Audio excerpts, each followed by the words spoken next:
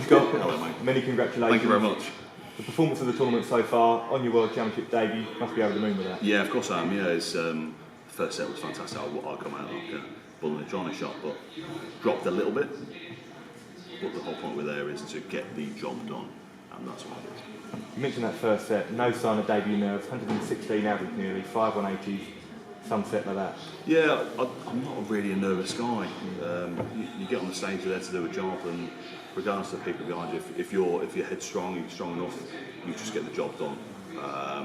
Just put the crowd behind you and just get it, and that's what I do. I love the noise, I love the background, just everything about the whole stage scene, the stage stuff for me. So I just enjoy it, and yeah, you just go from there and take one set at a time, one game, one leg at a time, one dart at a time. It's cliche as it all is, but I just really enjoy it.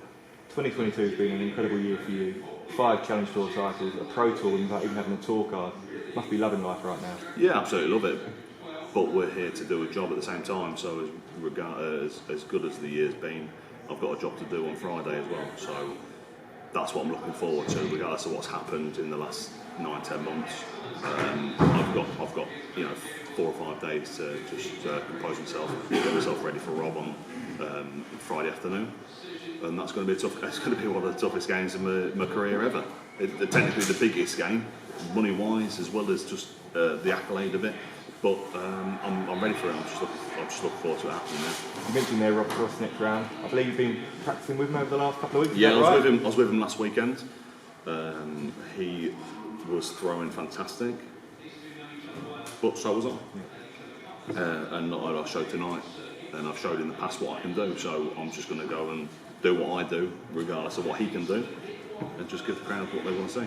And you mentioned one game at a time, but if you can replicate that sort of performance consistently, you must believe you can go a long way here. Yeah, of course. But at the same time, it's I'm not here. As much as I'd love to go all the way or that far, it is all about taking one game at a time. And it's so cliche, but it's true. You're not bothered about who you got in the last 32, last 16. You could place in the final. My next game is Rob Cross. It's last game on Friday afternoon, 23rd of December, 2 days before Christmas. That's what I'm bothered about now, is preparing for that, getting ready for that. Cheers, mate. Scott, congratulations. Hello, Philip. We've spoken for a few months about this, and I know how much you've been waiting for it. The great entertainer arrived, and it didn't disappoint, did it? No, I was good up there though. I was a good boy. I didn't take the mick at all, which you've seen me do on the Super Series and other times, many a time. But I was there to do a job, and no crazy outfits, no crazy shoes, no crazy anything. I just went up there, and it's my job now, so go up there, do the job, earn the money, happy days. Is that a balance you're going to have to find between being Scott Williams, the entertainer, and Scott Williams, the professional? Because we can see it there. It's burning inside, isn't it? Oh, it's so much. Yeah, it's actually it's just the last couple of months that really helped me out with that. Obviously, I've been playing the amateur stuff on the Super Series and for England, where I can take the mick out of people, just because there's not really anything on the line. There is money on the line, but there's no accolade, there's no bravado or anything like that. Whereas here, like, it was actually playing Joe Cullen the other week where I realised that I eat a lot of 180s, and you see that they equal in the record, apparently Northie, you cheeky sausage. But yeah, equaling the record of 180s, but at the same time, it's like, I'm there to do a job, and you got to put yourself forward at the right times. You got to give yourself the momentum at the right times, not just do it every time you hit a 180. Do it every time you hit a big checkout. The 164 is absolutely delicious, but at the same time, you don't need to take the mick out of them. Just show the crowd that you mean what you're meaning to do. As you said, Rob Cross up next. Yeah. Been practicing with him.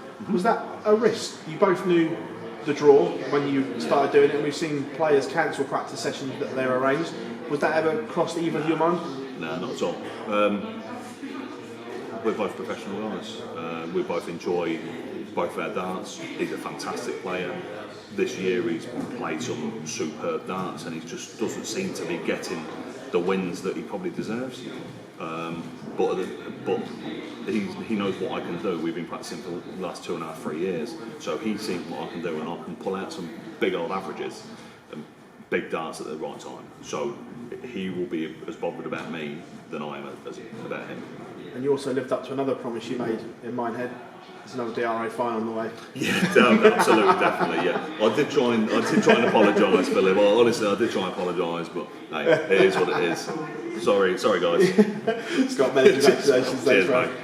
Scott, how much inspiration have you taken from someone like Rob? Obviously, he won the sport title on his debut. Is that something that you could potentially emulate? Yeah. I mean, I would absolutely love to. I mean, the whole point we played this game is to win stuff and go that. But I'm a realist.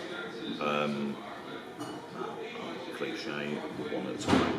I could, if I keep doing what I'm doing, easy. It's not a problem. I'll just keep batting off whoever comes against me. But at the same time, I'm at the beginning of the tournament. If you told me, are you going to win it? I'd be like, no, I'll win a couple of games.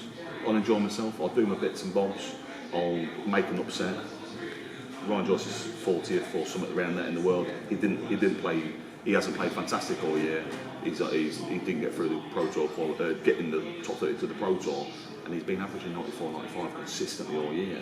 You got to ask questions, what's going on there? He's either going against Josh Rock every game, or he's just got some really bad luck.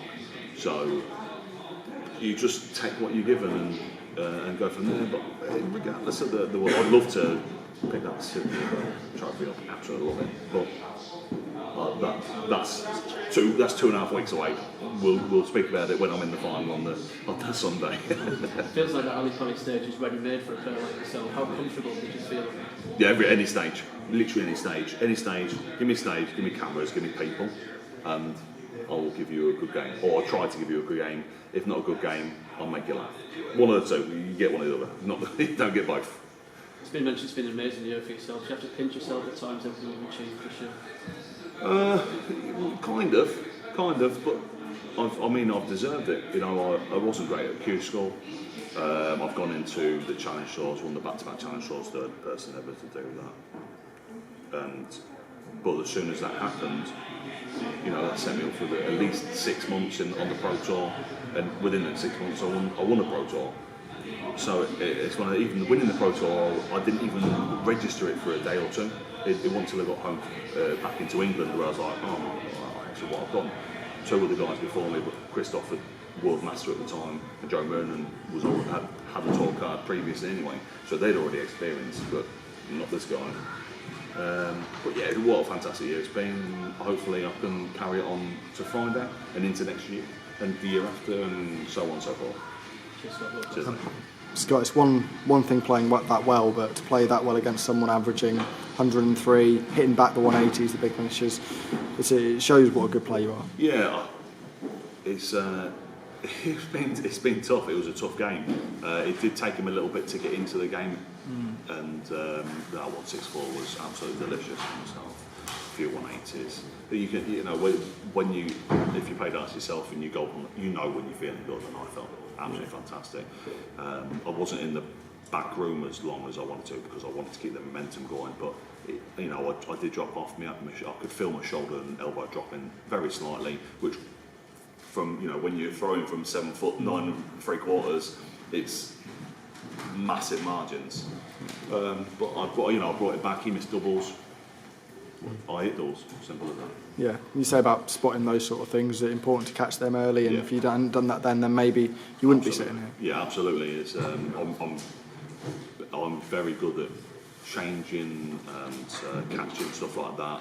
I'm very good with statistics and realising when something isn't correct, and I will try my best to change it as soon as I physically can. But when you're on stage against people, it's bloody hard work, especially when you've got 3,000 people behind you chanting, and you're trying to be the best you can without being an idiot. It's very simple. When I spoke to you pre-tournament, you said Rob Cross, world champion. Do you stand by that? You've got him next round? Yeah, I mean, if I don't win it, Rob's going to win it. Simple as that. Cheers, Scott.